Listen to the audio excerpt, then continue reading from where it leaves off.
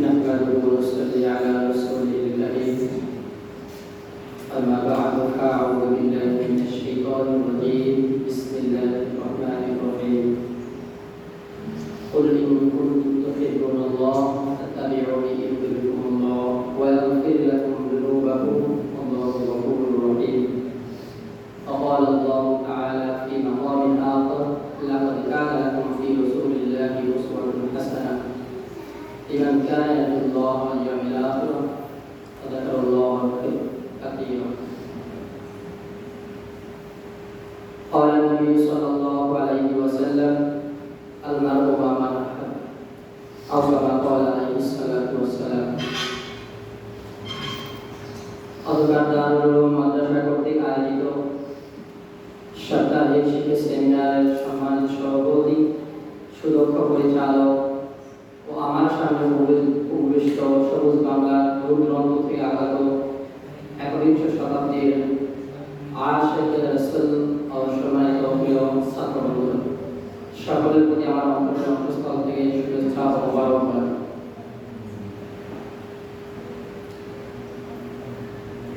পুরো পৃথিবী যখন অন্ধকারাচ্ছন্নে দুর্গন্ধিত, যখন মানুষ একেবারে ভুলে গিয়েছে মানুষ সৃষ্টির রহস্য, যখন মানুষ যুদ্ধ বিগ্রহ, নষ্ট অত্যাচার, জুলুম নিপীড়ন, ধর্ষণ ইত্যাদি বিভিন্ন কাজে লিপ্ত হয়ে গেছে এবং ভুলে গিয়েছে পৃথিবীতে এমন এক মহামানব আছে যাকে উদ্দেশ্য করে পুরাকুল কায়নাতকে সৃষ্টি করা হয়েছে, ভুলে গিয়েছে সেই মহামানব হযরত মুহাম্মদ সাল্লাল্লাহু আলাইহি ওয়াসাল্লামকে।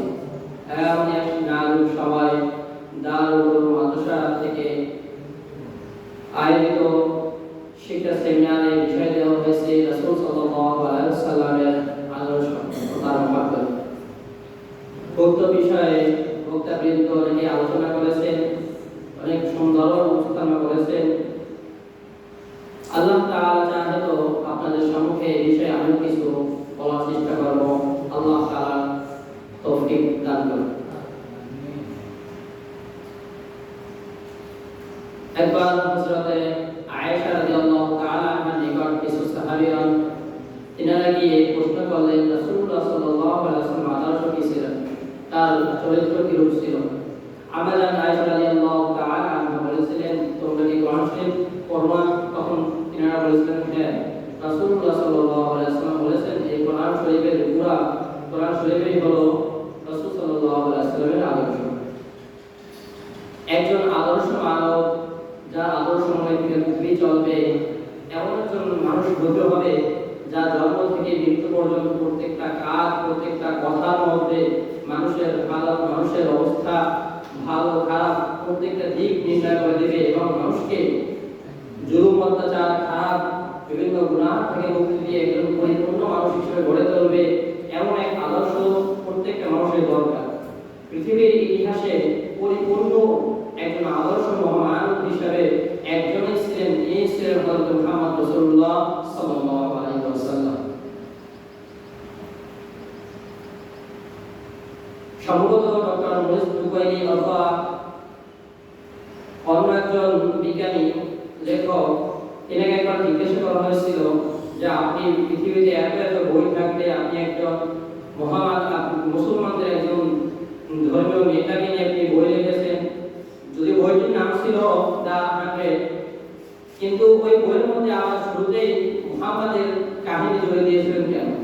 তো ওই ডক্টর বিজ্ঞানী বলেছিল যে পৃথিবীর ইতিহাসে পৃথিবীর শুরু থেকে এ পর্যন্ত প্রত্যেকটা মানুষের জীবন কাহিনী আমি শুনেছি, পড়েছি, ইতিহাস পড়েছি, কিন্তু মুহাম্মাদের মতো জীবন আদর্শ কারোর মধ্যে পাইনি। তাই বইয়ের শুরুতে এমন একজন মানুষের কাহিনী, এমন একজন মানুষের জীবন ইতিহাস দেওয়া দরকার যাতে প্রত্যেকটা মানুষকে বইটা পড়লেই বুঝতে পারে অবশ্যই বইয়ের মধ্যে অনেক কিছু আছে। অথবা আমি যদি এই বইয়ের মধ্যে অন্য কারো নাম দিতাম, মানুষ দু এক পৃষ্ঠা পড়ে ছেড়ে দিলে বইটা পড়তো না। এমনকি গুগলের মধ্যে সার্চ দিলে দেখা যায় যে পৃথিবীর সবচেয়ে ভালো মানুষ অথবা সবচেয়ে আদর্শবান ব্যক্তি কে ছিলেন, উত্তরে আসে মুহাম্মদ রাসূলুল্লাহ সাল্লাল্লাহু আলাইহি ওয়াসাল্লাম। আর মুহাম্মদ সাল্লাল্লাহু আলাইহি ওয়াসাল্লামের উপর নাযিল করা হয়েছে কোরআন, আর এই কোরআনকে বানিয়ে দিয়েছেন রাসূল সাল্লাল্লাহু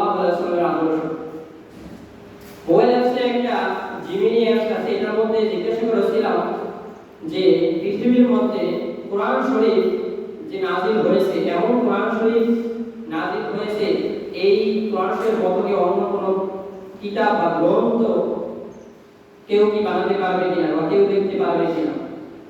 তো এখানে উত্তর আসছিল যে পৃথিবী কেন, পৃথিবীর হাজার হাজার বছর যুগ চলে গেলেও এমন একটা কিতাব তৈরি করা সম্ভব নয়। কেননা কোরআনুল কারীমের শব্দচয়ন, কোরআনুল কারীমের ভাষা একমাত্র এমন একজন ব্যক্তি কি এভাবে তৈরি করতে পারেন যার যেটাকে কেউ সৃষ্টি করতে পারেন না, অথবা যার কোনো অস্তিত্ব এখানে নাই, তাকে কেউ দেখতে পারে না। অতএব পরিপূর্ণ ডিটেইলসে এটাই আছে যে মহান রব্বুল আলামিন রব্বুল আলামিন তাআলা এই কোরআনকে নাযিল করে শ্রেষ্ঠ দিয়েছেন মানুষকে, এবং মানুষের মধ্যে সর্বশ্রেষ্ঠ বানিয়েছেন মুহাম্মদ রাসূলুল্লাহ সাল্লাল্লাহু আলাইহি ওয়াসাল্লাম। রাসূলুল্লাহ সাল্লাল্লাহু আলাইহি ওয়াসাল্লাম আদর্শ যার মধ্যে শুধু মাদ্রাসায় লেখাপড়া করে আলেম হয়ে আমাদের মধ্যে বিষয়টা এমন না। জীবনের প্রত্যেকটা ক্ষেত্রে আপনি রাজনীতি বলেন, দেশে বিভিন্ন সেক্টরে কাজ করেন, আপনি অফিসে যান, আদালতে যান, আপনার জীবনচারিত প্রত্যেকটা মুহূর্তে রাসূল সাল্লাল্লাহু আলাইহি ওয়াসাল্লামের আদর্শ থাকা অবশ্যই প্রয়োজন। নবী আদর্শে একজন মানুষ যখন পরিপূর্ণরূপে ফুটে ওঠে, এই মানুষ অন্যান্য মানুষের তুলনায় অনেক শ্রেষ্ঠত্ব হয়ে ওঠে। হযরত আবু বকর রাদিয়াল্লাহু তাআলা আনহু রাসূল সাল্লাল্লাহু আলাইহি ওয়াসাল্লামের আদর্শ কেমন মানতেন? কোরআন শরীফ নাযিল হওয়ার পর কোরআন শরীফ একত্র ছিল না, এগুলো বিভিন্ন জায়গায় বিভিন্ন রকমের ছিল, বিভিন্ন সাহাবাদের কাছে বিভিন্ন জায়গায় দস্তাকায় লেখা ছিল। তো বিভিন্ন সাহাবারা খেলাফতকালে আবু বকর রাদিয়াল্লাহু তাআলা আনহু বলছিলেন যে কোরআন শরীফের প্রত্যেকটা পৃষ্ঠা, প্রত্যেকটা আয়াত এগুলো একত্রিত করা দরকার।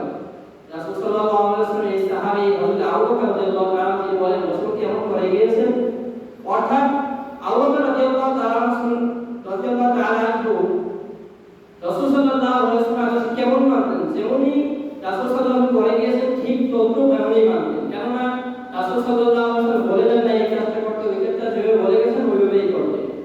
তো প্রিয় বন্ধুগণ, রাসূল সাল্লাল্লাহু আলাইহি ওয়াসাল্লামের আদর্শ হিসেবে আমরা মনে করি নামাজ, রোজা, সুন্নাত, তাকবীর, টুপি আদায় করব, দরুদ শরীফ পড়ব, এতটুকু সেরে গেল না। আপনি খাবার খাবেন, আমি খাবার খাবো, সেখানে রাসূল সাল্লাল্লাহু আলাইহি ওয়াসাল্লাম আদর্শ আছে। আপনি আগে ইস্তেঞ্জা করি, সেখানে রাসূল সাল্লাল্লাহু আলাইহি ওয়াসাল্লাম আদর্শ আছে। আমি কোনো অন্য ব্যক্তির সাথে কথা বলবো, সেখানে রাসূল সাল্লাল্লাহু আলাইহি ওয়াসাল্লামের আদর্শ আছে। আমি রাজনীতি করব, সেখানে রাসূল সাল্লাল্লাহু আলাইহি ওয়াসাল্লাম আদর্শ আছে। এবং কি প্রত্যেকটা ক্ষেত্রে রাসূল সাল্লাল্লাহু আলাইহি ওয়াসাল্লাম আদর্শ মেনে চলা অবশ্যই কর্তব্য। এবং কি বিজ্ঞানীরা সর্বসময় চেষ্টা করে যাচ্ছে যে এই 1400-1500 বছর আগে এই ব্যক্তি এমন কি কথা বলে গিয়েছেন, এমন কি আদর্শ রেখে গিয়েছেন যেটা মানলেই কামিয়াব, যেটা মানলেই সফলতা আসবে মানুষের জীবনে।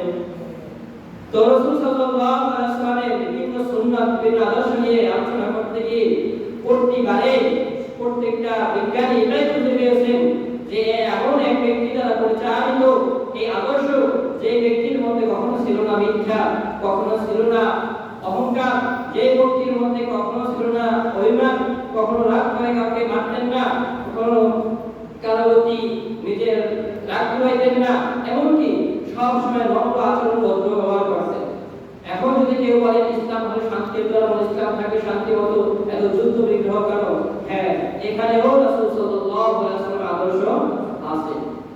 ফিলিস্তিনের বুকে শত শত বছর ধরে এরকম ইসরায়েলের আগ্রাসন ভাবে ফিলিস্তিনকে ধ্বংস করার চেষ্টা করে। এই ইসরায়েলি বাহিনী ইহুদিরা এরাও রাসূল সাল্লাল্লাহু আলাইহি ওয়াসাল্লামের আদর্শ সম্পর্কে জানতো। ইহুদিদেরকে কেন মদিনা শরীফ থেকে বিতাড়িত করা হয়েছিল, এই ক্ষোভে তারা এখনো মুসলমানদের উপর বর্বর নির্যাতিত হামলা চালাচ্ছে। যখন রাসূল সাল্লাল্লাহু আলাইহি ওয়াসাল্লাম মদিনায় গেলেন, এই ইহুদি গোষ্ঠীরা তারা মনে করত শেষ নবী আখির পয়গম্বর আমাদের গোষ্ঠী থেকে আসবে, আমাদের বংশ থেকে আসবে। যখনই তারা দেখলেন যে আমাদের বংশ থেকে মুহাম্মদ আসেন, তখনই মুহাম্মদ সাল্লাল্লাহু আলাইহি ওয়াসাল্লামের উপর হিংসা করা শুরু করলেন, আর তখনই তার বিরুদ্ধে লেগে পড়লেন। যুদ্ধ বিগ্রহ বিভিন্নভাবে লিপ্ত হয়ে গেল। তখন রাসূল সাল্লাল্লাহু আলাইহি ওয়াসাল্লাম সাহাবাদেরকে নিয়ে তাদেরকে আরব জাজিরা থেকে, আরব ভূখণ্ড থেকে বের করে দিলেন। পৃথিবীর কোথাও যখন ঠাঁই পেল না, তখন তারা একমাত্র জবরদস্তি করে ফিলিস্তিনে ঢুকে পড়ল। তখন তারা ফিলিস্তিনের শাসকরা মানবতার উদার দেখিয়ে তখন তাদেরকে জায়গা দিয়েছিল এবং তারা আস্তে আস্তে করে পুরো জমি দখল করে তারা এই মুসলমানদের উপর আক্রমণ করেছিল। তখন মুসলমানরা তাদের প্রতিহত করার জন্য তারাও আক্রমণ করে। এটাও রাসূল সাল্লাল্লাহু আলাইহি ওয়াসাল্লামের আদর্শ। কেমন? মদিনায় যাওয়ার আগে মক্কার মধ্যে রাসূল সাল্লাল্লাহু আলাইহি ওয়াসাল্লামকে নির্যাতন করার সময় কখনো কথা বলতেন না, অন্য কোনো প্রতিক্রিয়া দেখাতেন না। যখনই রাসূল সাল্লাল্লাহু আলাইহি ওয়াসাল্লাম মদিনায় গেলেন, কারবার শুরু থেকে আক্রমণ আসলো, তখন রাসূল সাল্লাল্লাহু আলাইহি ওয়াসাল্লাম প্রতিহত করেন। এভাবে প্রত্যেকটা মুসলিম ভূখণ্ডে যখনই যুদ্ধ, যখনই আগ্রাসন আক্রমণ করেছে মহিলা শক্তি, বাতিল শক্তি, তখনই মুসলমানরা প্রতিহত করেছে। আর তখন প্রতিটা বাতিল শক্তি মুসলমানদেরকে জঙ্গি এবং বিভিন্ন সন্ত্রাসী সংগঠন হিসেবে দিয়েছে। কিন্তু ইতিহাস ঘেঁটে দেখা যায় রাসূল সাল্লাল্লাহু আলাইহি ওয়াসাল্লাম আদর্শের মধ্যে কখনোই আগে কাউকে আক্রমণ করা, আগে কাউকে মারা, আগে কাউকে হুমকি দেওয়ার এমন কোনো আদর্শ পাওয়া যায় না। রাসূল সাল্লাল্লাহু আলাইহি ওয়াসাল্লাম আমাদের জন্য যে আদর্শ রেখে গিয়েছেন, এই আদর্শগত হয়ে আমাদেরকে কাজ করতে হবে। আমরা মাদ্রাসায় আসছি লেখাপড়া করতে, আমরা অবশ্যই রাসূলের সুন্নাহ সম্পর্কে জানবো এবং এই বিষয়ে ইলম শিখবো এবং যারা জানে না তাদেরকে অবশ্যই জানাবো। শুরুতেই আমরা শিখে নিজেদের মধ্যে আদর্শ বাস্তবায়ন করবো এবং আমাদের ফ্যামিলিতে, আমাদের প্রত্যেকটা ফ্যামিলিতে গিয়ে আমরা তাদেরকে রাসূলের আদর্শের কথা বলবো, তাদেরকে ইসলামের পথে ডাকবো এবং রাসূলুল্লাহ সাল্লাল্লাহু আলাইহি ওয়াসাল্লাম আদর্শ সারা জীবন মেনে চলবো। আল্লাহ তাআলা আমার এই কথাগুলোর উপর সকলকে আমল করার তৌফিক দান করুন।